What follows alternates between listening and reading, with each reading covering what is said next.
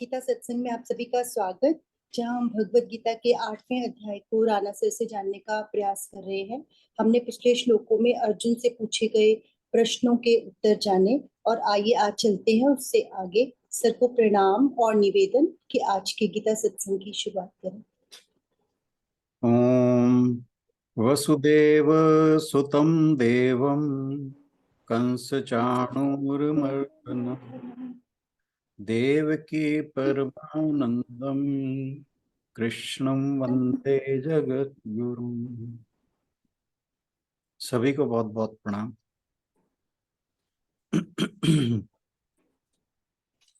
हम गीता जी के 8वें अध्याय के 5वें श्लोक पर पहुंच चुके हैं। आज 5वां श्लोक करना है।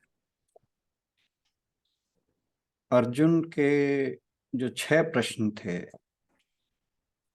उसका उत्तर भगवान जी ने तीसरे और चौथे श्लोक में दे दिया। अब जो 7वां प्रश्न था कि मैं तुम्हें अंतकाल में कैसे तुम्हें याद रख पाऊंगा, इसके विषय में भगवान जी 5वें श्लोक में बताते हैं। तीसरे चौथे श्लोक में उन्होंने जो 6 शब्द लिए थे, पारिभाषिक शब्द, एक था ब्रह्म क्या है, जिसके लिए भगवान ने कहा कि अक्षर ही ब्रह्म है, वह जिसका क्षय नहीं होता, वह ब्रह्म है। हमें जो भी यह जगत दृष्टिगोचर होता है, अगर इस पर ध्यान डालें तो हर चीज का क्षय हो रहा है, हर चीज अपने अंत को प्राप्त हो रही है। वो शुरू होती है, उसका अंत होता है। यह हम रोज देखते हैं और ये हमारा संसार के प्रति सभी का अनुभव है। ऐसे ही हमारा शरीर भी दिन ब दिन इसका क्षय हो रहा है।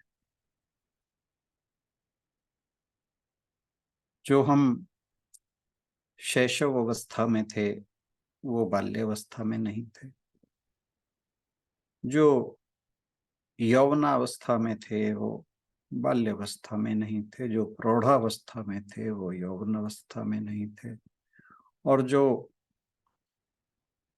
बुढ़ापे में जो वृद्धावस्था है, जो वहाँ जो हमारा शरीर पहुंच गया है, वो प्रौढ़ावस्था में नहीं था।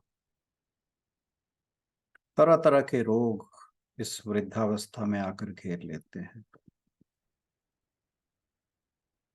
तो लेकिन एक चीज है जिसने ये सारे परिवर्तन देखे हैं, शैशव अवस्था से लेकर वृद्धावस्था तक, उसमें कोई परिवर्तन नहीं हो रहा। यही जगत के सारे परिवर्तनों का साक्षी भी है। इसी को भगवान जी ने ब्रह्म कहा है, क्योंकि इसका क्षरण नहीं हो रहा।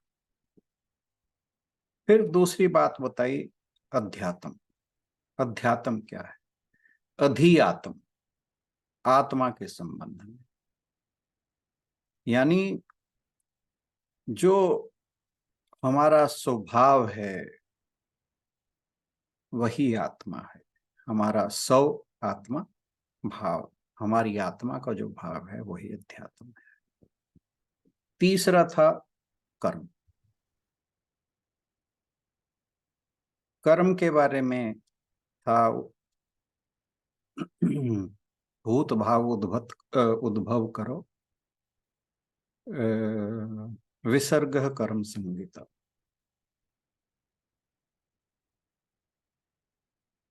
तो जो इसमें कहा गया कि विसर्ग का अर्थ है विसर्जन, यानी त्याग। जो जो हमारे संस्कार जन्मों जन्मों से इकट्ठे होकर इस जन्म तक आते हैं,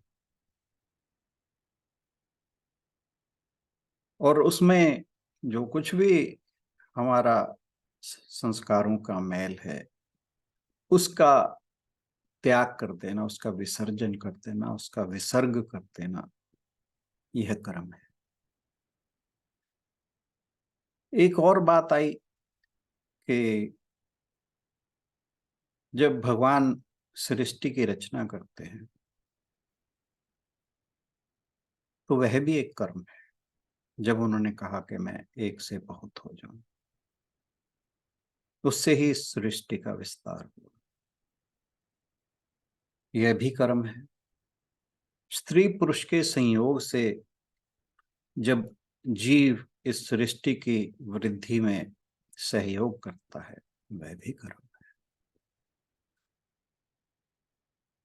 हमारे पिछले जन्मों के जितने भी शुभ अशुभ कर्म किए जाते हैं, उनके फल स्वरूप जो हमें ये जीवन मिला है, और इसमें जो हम शुभ या अशुभ कर्म करते हैं, वह भी कर्म है।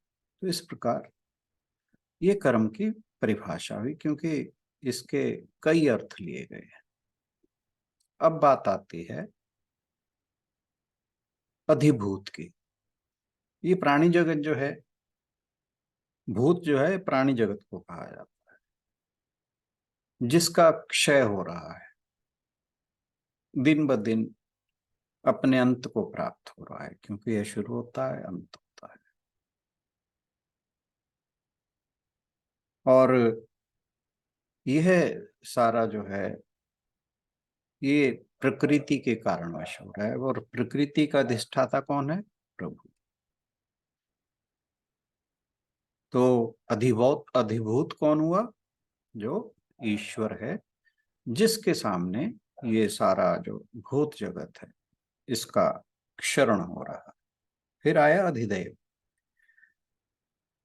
दैवीय शक्तियां जितनी भी हैं इस जगत की, देवता आदि, सूर्य चंद्रमा और भी जो भी देवता हैं, वो सब भगवान के शरीर के अंग हैं।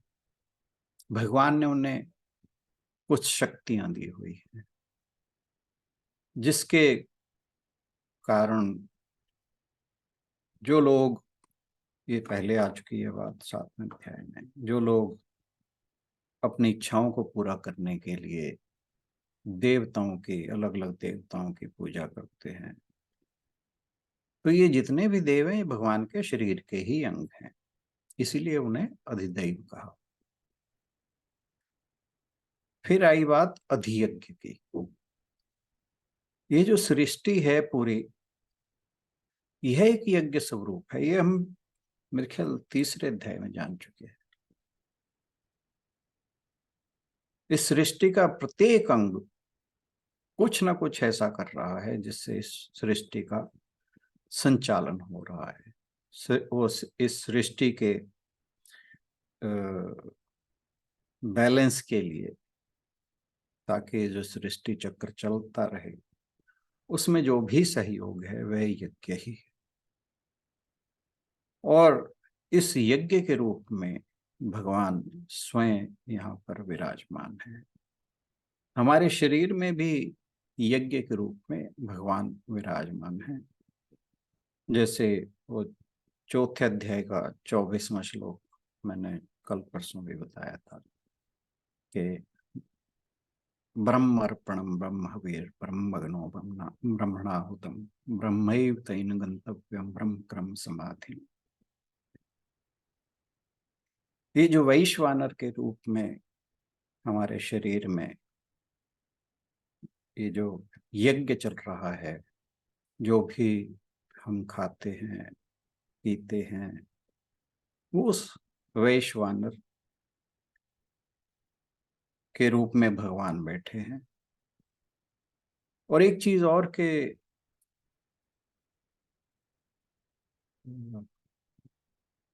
भगवान विष्णु जो हैं, वो स्वयं यज्ञ हैं।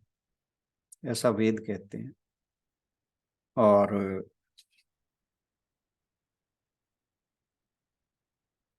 भगवान विष्णु का जो सहस्त्र नाम में एक नाम है वो यज्ञ है।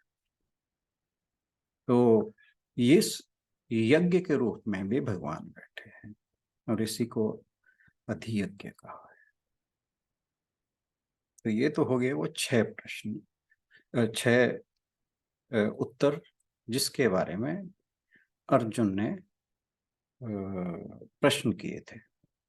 7वां प्रश्न 5वें अध्याय 7वें प्रश्न का उत्तर 5वें श्लोक में आता है। यहां तक अगर अभी भी किसी को संदेह है, संशय है, तो please let me know. I'll try my best again to clear that doubt.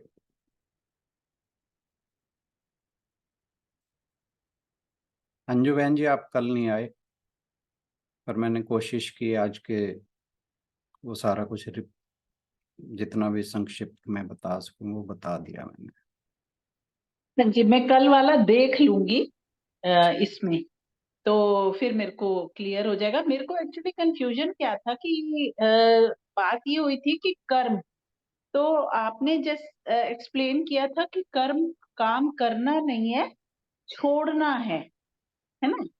तो मैं वहां पे नहीं समझ पाई बात को।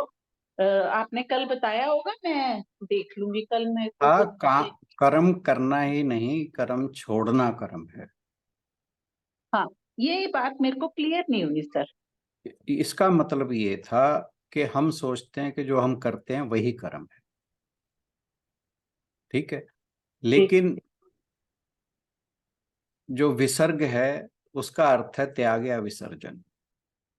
तो हमारे अंदर जो पूर्व जन्म के संस्कार बैठे हुए हैं, जो मैल के रूप में है, उनका विसर्जन कर्म है।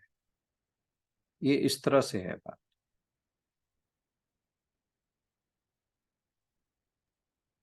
मतलब ये भी हम मन से कर्म कर रहे हैं जो हम उसको त्याग रहे हैं, ऐसा?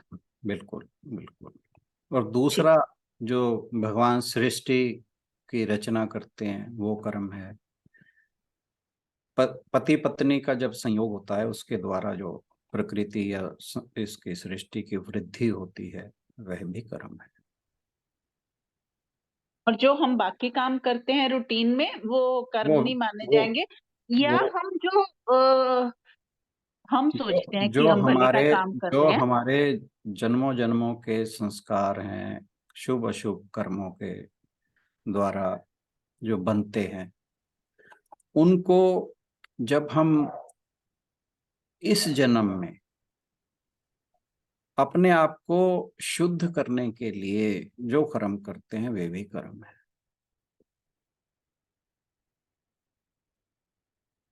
कर्म के यहाँ पे कई सर अर्थ फिर दिए गए। इसमें जो हम मान लो किसी की सेवा करते हैं या वो भी कर्म है, वो भी वो कर्म। कर्म है। वो ओके। तब कर्म है जब आप निष्काम कर्म करते हैं। जी और जी ये जितने भी कर्म हैं ये हमें मानते नहीं है। जी। और कोई? सुनीता बहन जी? नहीं सर, हो गया क्लियर मेरा। चलो, हाँ बहुत। जी सर, हाँ जी हाँ जी। चलिए, अब हम 5वें श्लोक पर चलते हैं। उस पर चर्चा करने से पहले आशु बहन से अनुरोध कि श्लोक एक बार पढ़ते हैं। सर रिकॉर्डिंग दोबारा कर देती हूँ, इसका अलग बना देते हैं इतने बात ओके, ठीक है, एज यू विश।